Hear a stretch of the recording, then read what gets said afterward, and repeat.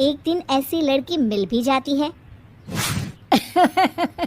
हमें तो आपका ऋषि बहुत पसंद है, लेकिन मैं आपको साफ साफ बता देती हूँ, मेरी बेटी के शौक थोड़े से अलग है बहन जी। अरे बहन, हमें सब पसंद है। आपकी प्रियंका जैसी लड़की की तलाश मुझे कब से थी।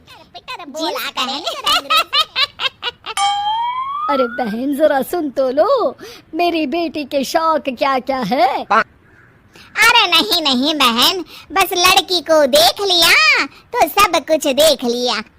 आप ना शादी की तैयारी करो, और वो जरा सामान की लिस्ट भी दी है ना मैंने।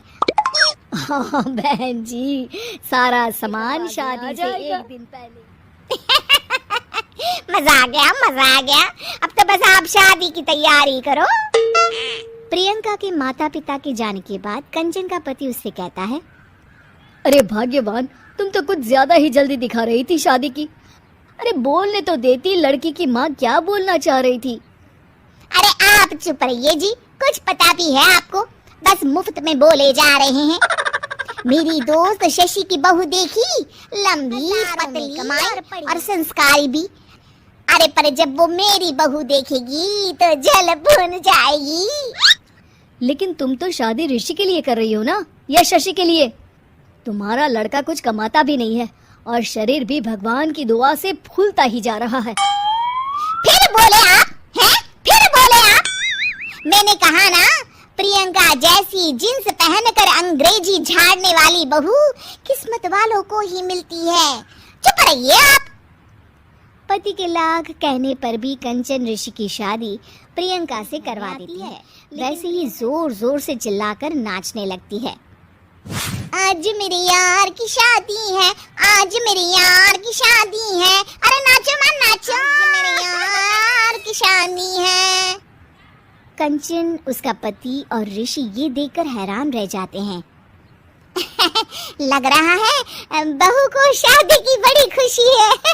हाँ, बहू क्यों नहीं, हम भी नाचेंगे। अरे नाचो नाचो जी, मुंह क्या देख रहे हो, चलो चलो नाचो, बहू कह रही है। कंचन ये कहकर प्रियंका के साथ नाचने लगती है। ऋषि और उसके पिता वहां से चले जाते हैं। अगले दिन कंचन अपनी सहेलियों को प्रियंका से मिलवाने के लिए घर बुलाती है, जहाँ शशि भी आती है। अरे शशि, कैसी हो? मैं ना तुम्हें प्रियंका से मिलवाती हूँ। अरे सच में बहुत ही एडवांस सोच की लड़की है, कितने मॉडर्न ख्यालात है उसके, पता है तुम्हें? अरे हाँ कंचन, जरूर, बच्चों की शादी अच्छी ही होनी चाहिए। और वैसे भी तुझे तो शुरू से ही ऊंचे ख्याल की बहू चाहिए थी। तभी कंचन की सहेली कहती है, अरे कंचन बुलाओ ना प्रियंका को, हम भी मिल ले। अरे बहू प्रियंका, जरा बाहर तो आना।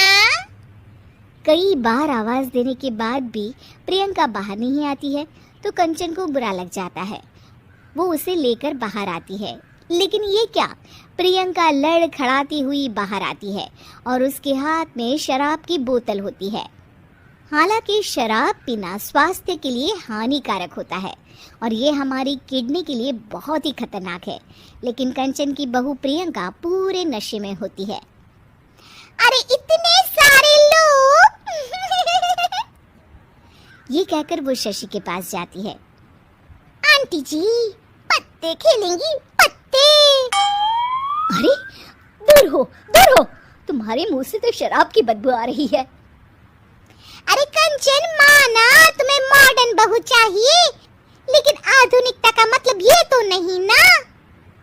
बुरा ना मानना कंचन, तुम्हें पता था कि तुम्हारे बेटे की कमाई और शरीर दोनों ही ठीक नहीं है, तो तुम्हें उसी हिसाब की लड़की से शादी करवानी चाहिए थी। ऐसा कहकर सभी औरतें वहां से चली जाती है। तभी प्रियंका की माँ कंचन के घर आती है। अरे बहन जी, बड़ी चालाक निकली आप तो, बिना बताए अपनी पियक्कड़ बेटी मेरे लायक बेटे के गले में बांध दी। आय हाय, बड़ी आई बिना बताए। उस दिन जब मैं ये बात बता रही थी तो तुम तो सुनने को भी तैयार नहीं थी, अब भुगतो तुम। ये कहकर वो माँ से वापस चली जाती है।